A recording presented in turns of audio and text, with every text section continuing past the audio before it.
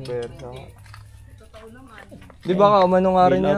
Pension nung ano, Putol Rayos. yung rayos ng kaibigan Lumambot ko, na rin. tatlo. Doon banda sa may kawayan. Manipis yung spoke niya para dyan sa rim na yan. Parang triple batted. Yan ba yung spoke na pwede mong i-bend? yan. Triple nga, ayan. Hindi siya match, parang hindi match dun sa Sir, rim. palit wheel set yan, sir. Ayo. Oo nga. Tingin ko pati yung ano may problema yung group set. Tamang-tama, magpapalit ako ng rim. Tama-tama, nandito na si Mark. Yan, tingin ko palit yung gulo. Put-put na yun. Talahin natin lahat.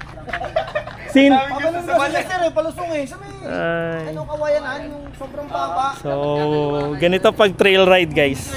May mga instances na hindi natin maiwasan. So, recap. Mabilis silang tumatakbo dito banda sa may kawayanan. Palabas ng trailhead. Pero, ayan. Kayo. Okay, babay ka na lang namin pupunta doon. Tapos mag-lunch na tayo.